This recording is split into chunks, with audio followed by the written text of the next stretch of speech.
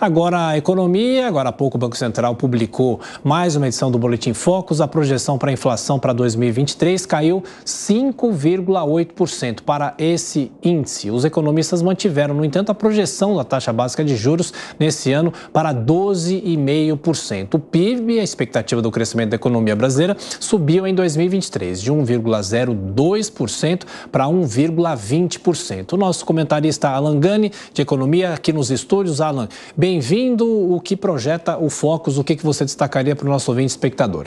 Bom dia, Tiago. Bom dia a toda a nossa audiência. Foi uma ótima notícia, principalmente a queda da inflação, que estava acima de 6% e agora 5,80%. Por quê? Porque o Banco Central, em seus comunicados, na ata do Copom, vem frisando bastante que os juros não caem, em parte, por conta da desancoragem das expectativas inflacionárias, ou seja, as projeções de inflação altas. Com isso, há uma desaceleração da projeção de inflação e isso abre espaço para uma queda da taxa de juros ainda no segundo semestre.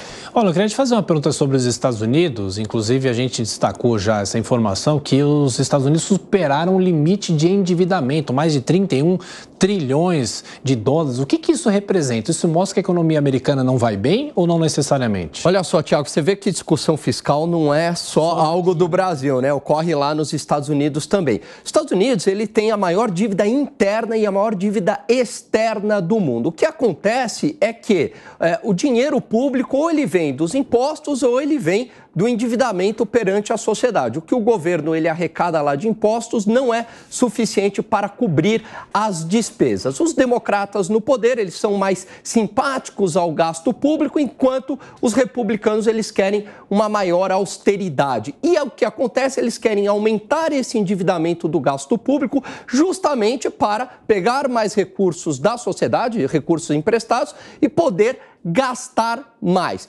Acontece que a situação é grave pelo seguinte: se eles não chegam a um acordo, os pagamentos de despesas públicas ficam temporariamente suspensos. E isso inclui pagamento de juros. Então, o credor da dívida americana, por um tempo, não recebe os juros. É claro que não é uma situação de insolvência, fica inadimplente por um tempo, isso já ocorreu no passado, mas é uma situação preocupante porque traz aí volatilidade no mercado. Agora, algo tem que ser feito em relação à dívida pública norte-americana, né? Se ela, no longo prazo, se nada for feito, ela se torna insustentável. Pois é, e voltando aqui ao Brasil, na discussão sobre a reforma tributária, pode entrar também a correção dos valores do Simples Nacional. Isso interessa a quem? O que pode indicar essa possível mudança, Alan? Então, Tiago, o que acontece é que os valores para ser enquadrados no Simples, eles estão defasados, porque eles foram estipulados lá em 2006, tiveram aí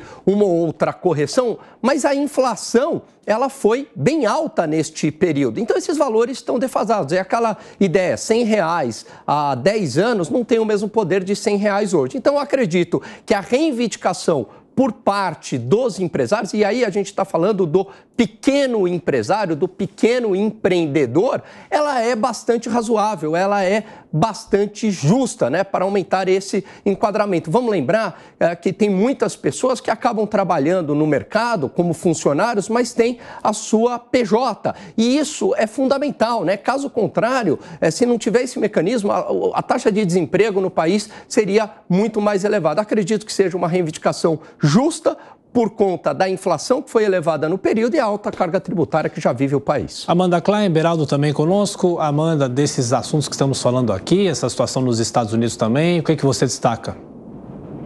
Alan, bom dia. Me chamou muita atenção esses dados do Boletim Focus. Acho que é a primeira vez que cai substancialmente a expectativa de inflação, assim, para fora da margem de erro, porque às vezes cai assim, 6,03 para 6,02. Não, agora está seguramente abaixo dos 6%, 5,8%, e ao mesmo tempo uma expectativa maior para o PIB, de 1,02 para 1,2.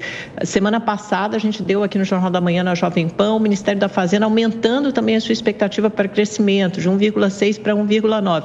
Quer dizer, essas metas e expectativas ainda estão um pouco distantes, mas, de alguma forma, elas estão indo na mesma direção. Mais crescimento e menos inflação.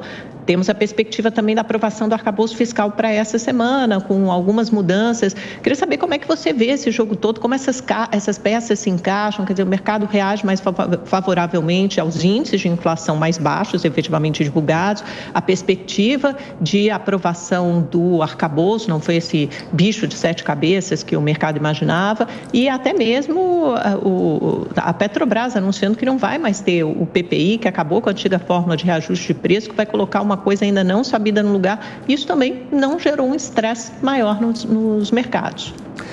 Bom dia, Amanda. Do lado inflacionário, os índices de inflação eles já vinham captando, né, uma desaceleração, principalmente da inflação de serviços, que preocupava bastante o Banco Central. E aí, um bom trabalho feito pelo Banco Central, né, trazendo essa inflação de serviços para um patamar mais baixo. Isso, claro, né, melhorou as expectativas e se reflete no Boletim Focus. Do lado do PIB, você teve fatores internos como fatores externos, né? Safra agrícola recorde aqui no Brasil, o fim do aperto monetário lá nos Estados Unidos, um maior crescimento da China e uma melhora, né, das perspectivas fiscais com o avanço do arcabouço fiscal. Isso também melhora as expectativas dos agentes econômicos e aí a gente vê essa revisão do crescimento econômico para 1,2%. Com certeza foi uma boa notícia, né, trazida aí pelo Boletim Focus. Menos inflação e mais crescimento econômico. Cristiano Beraldo. Alan, quando a gente tem a Petrobras dizendo que não vai ter mais uma política de preço com paridade internacional, obviamente ela está passando a mensagem que ela pode subsidiar o preço dos combustíveis e, com isso, tira a pressão inflacionária do mercado. Ao mesmo tempo, a gente tem uma safra, tudo indica que vai ser safra recorde, com muita exportação, então isso ajuda a segurar o mercado de câmbio e também nos coloca numa perspectiva de ter uma inflação mais contida. Agora, olhando daqui até o final do ano, precisa muita coisa dar certo para que o país realmente consiga evoluir e essa evolução chegue na vida das pessoas. O que você acha que são os nossos maiores riscos daqui até 31 de dezembro? Bom dia, Beraldo. Legal. Embora o Boletim Focus ele trouxe essas melhoras, essas perspectivas mais otimistas, seja do lado inflacionário ou do lado de crescimento econômico, mas vamos lembrar que uma inflação de 5,8% ainda é uma inflação elevada, que está bem longe ali do centro da meta, girando em torno de 3,5%. Crescimento econômico de 1,2% também é um voo de galinha, né? Não é um crescimento sustentável. O que é bastante importante é que haja toda uma austeridade fiscal, um controle das contas públicas capaz de sobrar mais dinheiro para investimentos e estabilizar também os juros num patamar menor, né? Quer dizer, a taxa de juros ela é elevada não só por conta da Selic, que responde a uma inflação elevada, mas por conta do prêmio de risco fiscal da economia brasileira, que é muito elevado. Então, o ajuste fiscal do lado do gasto público, é isso que está faltando,